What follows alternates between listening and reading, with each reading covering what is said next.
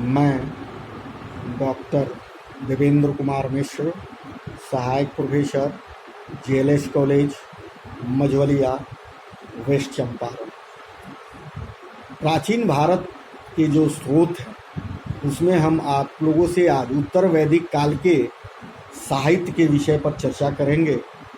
बच्चे, आप लोगों को समझाने की कोशिश करेंगे कि हमारी जो सभ्यता और संस्कृति आज है उसके प्राचीन काल में उस समय के साहित्य क्या थे, उन लोगों ने कैसे अपने जीवन यापन को एक व्यवस्थित ढंग से चलाया। इन सारी बातों पर आप लोगों से हम चर्चा करेंगे। उत्तर वैदिक कालीन साहित्य में वेदांग सूत्र, वेद, पुराण, धर्मशास्त्र, शस्त्र दर्शन और महाकाव्य आदि सम्मिलित है। इस साहित्य को स्मृति भी कहा जाता है क्योंकि इसकी रचना ऋषियों ने अपने ज्ञान के द्वारा की थी। पूर्व के व्याख्यान में आप लोगों को हमने बताया था कि ईश्वर के आदेश पर या ये कहें कि बुद्धिजीवी ऋषियों द्वारा इन सब की रचना की गई थी। वेदों की वेदांग वेदों के अंग है। इसमें इसकी संख्या 6 है और यह अलग अलग विषयों से संबंधित है। इनके नाम शिक्षा, छंद, कल्प, व्याकरण, निरुक्त और ज्योतिष है। इनमें यह कल्प वेदांत सबसे महत्वपूर्ण है। इन सब चीज़ों में जो ये 6 की संख्या है, इसमें सबसे महत्वपूर्ण कल्प वेदांत है। और क्यों है, इन सब बातों पर आपको हम आगे बताने जा रहे हैं। इनमें जो है जिसमें आर्यों के धार्मिक रीति रिवाजों का संपूर्ण वर्णन किया गया है। वेदों को समझने के लिए तथा उनका सही उच्चारण करने के लिए वेदांगों का विशेष महत्व है। जो शब्द हम निकालते हैं वेद से या जो श्लोक पढ़ते हैं वो उसका उच्चारण सही हो, क्योंकि कोई भी मंत्रों का सही उच्चारण होने के पश्चात, सही विधि से करने के पश्चात ही उसका फलादेश होता है। और वो जो बातें हम बार बार कहते हैं कि आत्मा से परमात्मा की जोड़ने की बात करते हैं, सारे जीव जंतुओं की तार इस धरती पर जितने भी चीज़ हैं वो परमात्मा से जुड़ी हुई है। उत्तर वैदिक काल में साहित्य रचना की एक नई शैली का सूत्रपात हुआ था। इन्हें सूत्र कहा जाता था। इनमें कम से कम शब्दों में अधिक से अधिक बातें कहने का प्रयास किया गया। इसका उद्देश्य यह था कि लोग वैदिक साहित्य को सरल पूर्वक स्मरण कर सके।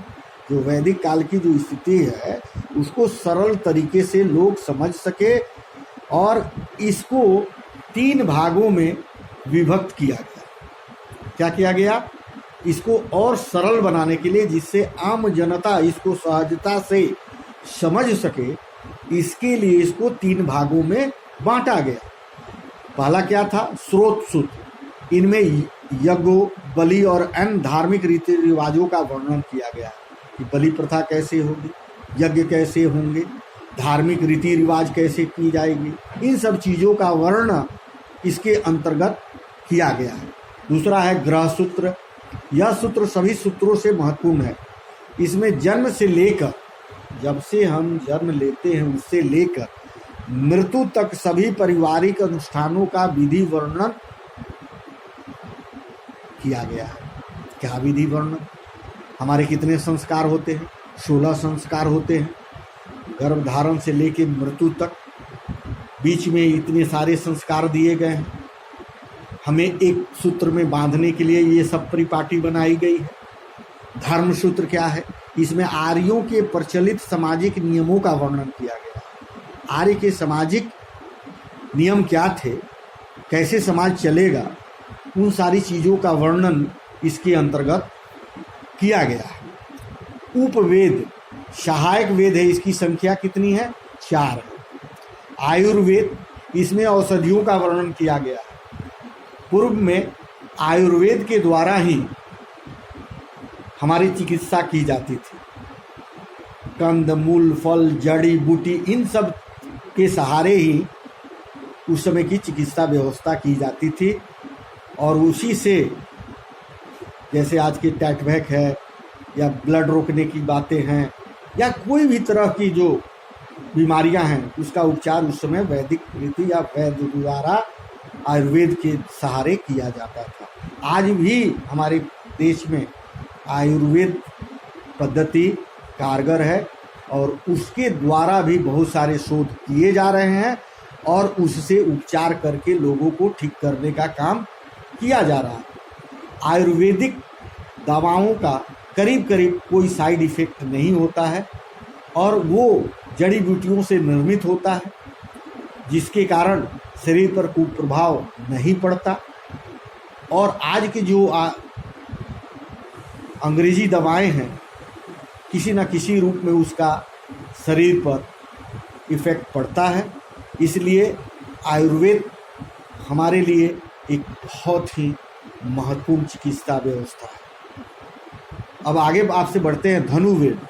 इसमें युद्ध कला का वर्णन किया गया है।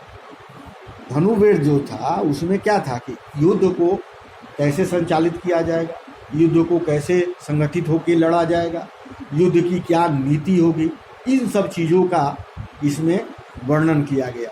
धनुर्वेद इसमें युद्ध कला का वर्णन किया गया है कि हमारी युद्ध कला क्या होगी, हम युद्ध कला में कैसे पारंगत हों, युद्ध में कैसे विजयी होंगे, इन सारी चीज़ों का वर्णन इसके अंतर्गत के गंधर्व वेद, इसमें संगीत से संबंधित विषयों पर प्रकाश डाला गया है और उस समय के मधुर संगीत के विषय में बतलाया गया है। शिल्प वेद, इसमें कला और भवन निर्माण कला से संबंधित जानकारी प्रदान की गई है। आपको हड़प्पा और सभ्यता में भी आप देखे होंगे, हड़प्पा मोहनजोदड़ो की सभ्यता में उसमें नगरीय व्यवस्था कैसी थी, कितनी उत्कृष्ट नगरीय व्यवस्था थी। तो इसे हमें मिलता है कि प्राचीन भारत के इतिहास में तो उस समय भी बहुत समृद्ध हमारी नगरीय व्यवस्था थी और आयुर्वेदिक चिकित्सा तो चरम सीमा पर थी। आप सभी जानते हैं कि लक्ष्मण को बाण जब लगा तो वेद के आयुर्वेद जड़ी बूटी के द्वारा उनकी प्राण की रक्षा की गई, जो हमारे रामायण में इसका पूर्ण रूप से वर्णन है। आप सभी इन सब बातों को भली भांति जानते हैं। धर्मशास्त्र दीवानी और फौजदारी कानून से संबंधित ग्रंथ है। मनु विष्णु नारद नामक धर्मशास्त्र विख्यात है। धर्मशास्त्र में मनु स्मृति सबसे प्राचीन और महत्वपूर्ण शास्त्र है। इसमें मनुष्य जीवन के 4 आश्रम, जो हमारे जीवन है, हमारे जीवन को जो 4 भागों में बांटा गया है, हमारे जीवन को शतायु कहा गया है कलयुग में, कि 100 साल की जो हमारी आयु है उसको 4 भागों में बांटा गया है। पहला क्या है? ब्रह्मचर्य, दूसरा क्या है? गृहस्थ, तीसरा है वानप्रस्थ और चौथा है संन्यास। तथा प्रत्येक आश्रम से संबंधित कर्तव्यों का बहुत विस्तृत वर्णन किया गया है। कथा कहानियों में, पूर्व की कथा कहानियों में भी इसका वर्णन मिलता है कि राजा महाराजा जब अंतिम समय में आते थे तो सारे राजपाट को छोड़ वनों में सन्यासी का रूप धारण कर तपस्या में लीन हो जाते थे। ऐसा हमें कई कथाओं में देखने को मिलता है। धर्मशास्त्र प्राचीन काल भारत में प्रचलित विवाह, तलाक, संपत्ति, साझेदारी, उत्तराधिकारी इत्यादि से संबंधित हिंदू कानूनों और अपराधियों को दिए जाने वाले दंड और न्याय व्यवस्था को जानने के लिए हमारा मुख्य स्रोत है। इसके द्वारा क्या किया जाता था कि हमारे जो भी विवाह की पद्धति प्रचलित थी, तलाक की व्यवस्था जो थी, संपत्ति की जो थी, साझेदारी थी, हमारे बाद कौन उत्तराधिकारी होगा, इन सारी चीज़ों की निश्चित इस नियम के द्वारा किया गया था। हमारा न्याय व्यवस्था कैसा होगा, किस प्रकार के किस गलतियों के लिए कौन सी सज़ा दी जाएगी, इन सारी चीज़ों का व्याख्या इसके अंदर हमें मिलता है। पुराणों की भाषा संस्कृत है। पुराण जो है उसकी भाषा क्या है, उसकी शैली क्या है, तो संस्कृत है। यह भारतीय इतिहास का एक महत्वपूर्ण स्रोत है। इनकी कुल संख्या 18 है। इनका संकलन लगभग 500 ईसा पूर्व से लेकर 500 ईस्वी के मध्य हुआ। प्रत्येक पुराण के 5-5 भाग हैं। ऐतिहासिक दृष्टि से पुराणों का 5वां भाग सबसे महत्वपूर्ण है। पुराणों में वायु पुराण, विष्णु पुराण, मत्स्य पुराण और भगवत पुराण बहुत ही विख्यात है। पुराणों में हमें शिशुनाग, नंद, मौर्य, सातवाहन, शुंग तथा गुप्त शासकों के संबंध में पर्याप्त जानकारी प्राप्त होती है। इसके द्वारा हमके इन लोगों के शासन, सतवाहन, मौर्य, नंद, शुंग तथा गुप्त शासकों के संबंध में हमें जानकारी मिलती है और इन सब बातों से हमें पता चलता है।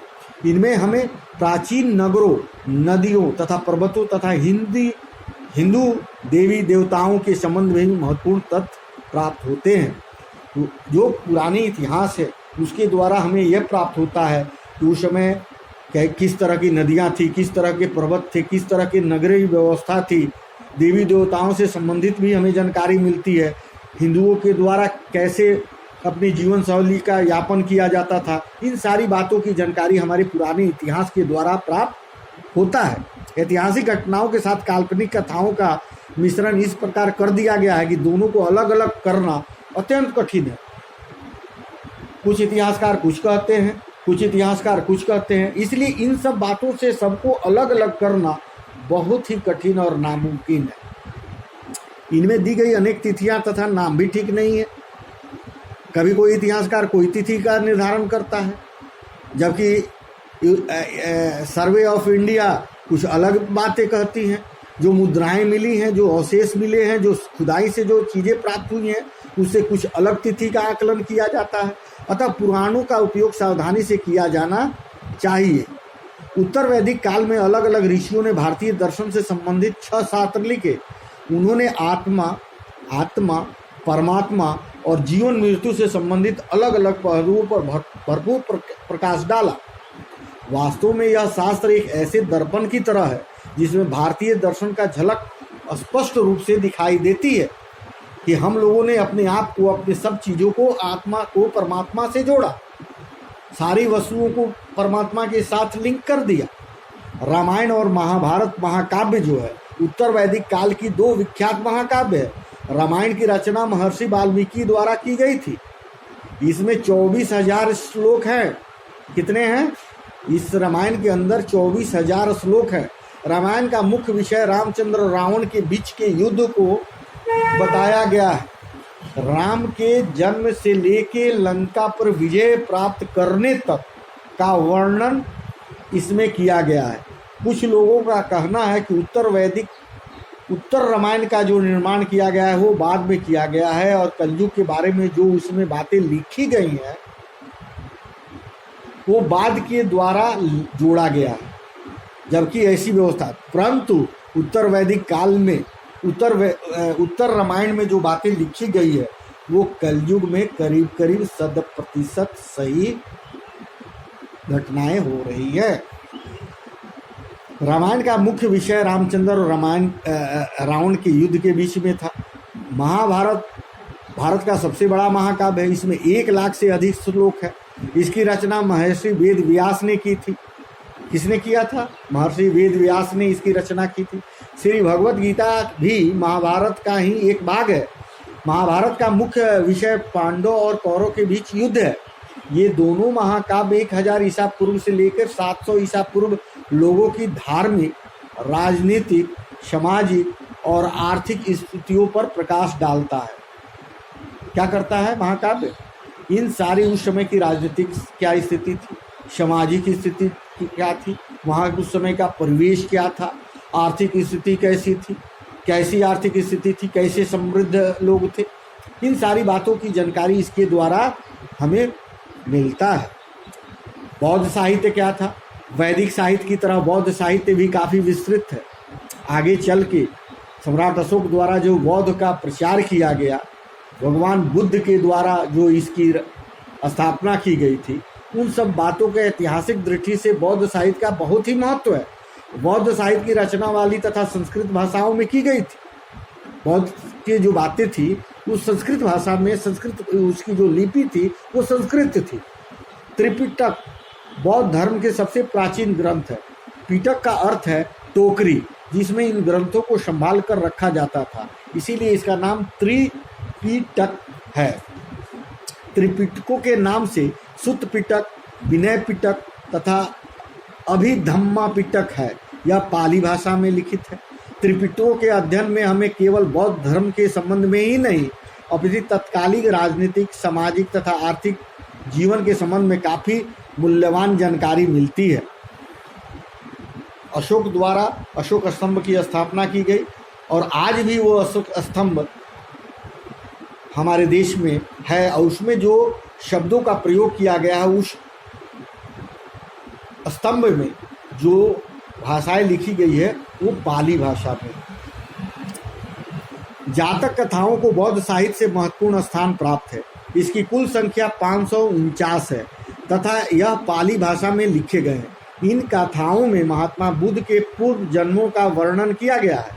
यह जातक कथाएं ईसा पूर्व 3री सदी से 2री सदी की भारतीय समाज की धार्मिक, सामाजिक, आर्थिक, राजनीतिक दशा का सुंदर चित्र प्रस्तुत करती है। इस जो अभिलेख में जो बातें लिखी गई है उस समय के जीवन शैली के धार्मिक, सामाजिक, आर्थिक, इन सारी बातों का जिक्र उसमें किया गया है। मिलिंद पन्हो इस ग्रंथ में जो 100 ईसा पूर्व में लिखा गया था, एक यूनानी शासक के मीनांदर तथा बौद्ध भिक्षु नागसेन के मध्य हुए धार्मिक वार्तालाप का विवरण दिया गया है। इस ग्रंथ में हमें मीनांदर के संबंध में महत्वपूर्ण जानकारी मिलती है। कथावतु इस महत्वपूर्ण ग्रंथ के 251 ईसा पूर्व में पाटलिपुत्र में आयोजित की गई बौद्धों की 3री महासभा में मोगलीपुत्र तिष्म जो कि सभापति था द्वारा लिखा गया था। इसमें हमें राजा अशोक के संबंध में महत्वपूर्ण जानकारी प्राप्त होती है। इसके द्वारा राजा अशोक के विषय में संपूर्ण जानकारी मिलती है। उनके क्रियाकलाप, उनके युद्ध, उनके सारी बातें, उनके जीवन में जितनी घटनाएं घटित हुई हैं उन सारी बातों का जिक्र इसमें मिलता है। बुद्ध चरित्र, सौंदर्यनाद तथा महाविवास ये 3 बौद्ध धर्म के विख्यात ग्रंथ हैं। बुद्ध चरित्र तथा सौंदर्यवध की रचनाओं अश्वघोष से भी की थी। महाविवास का लेखक वासुमित्र था। यह 3 ग्रंथ कनिष्क के समय लिखे गए थे। अतः इन ग्रंथों के कुषाण वंश के संबंध महत्वपूर्ण जानकारी हमें मिलती है।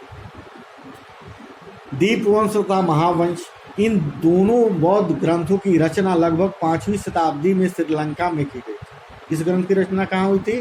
श्रीलंका में हुई थी। ऐतिहासिक दृष्टि से महावंश दीपवंश की अपेक्षा कहीं अधिक प्रामाणिक है।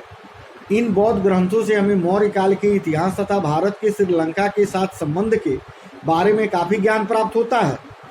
आगे हम आपसे जैन साहित्य और विषयों पर हम आपसे चर्चा करेंगे और मेगानिस से लेके डिमिकस, टालमी, इन सब बातों के फयान, हुएनसांग, रोमन स्रोत, तिब्बती स्रोत, मुस्लिम स्रोत, इन सब बातों पर आप लोगों से हम चर्चा करेंगे और उस समय के अभिलेखों के बारे में भी आपसे चर्चा करेंगे और अभिलेख के साथ साथ सिक्के वगैरह इन सब प्राचीन भारत के जो हमारे अभी के आज के युग में जिसके द्वारा हमें स्रोत प्राप्त होता है उन सब विषयों पर आपसे हम चर्चा करेंगे। तब तक के लिए धन्यवाद।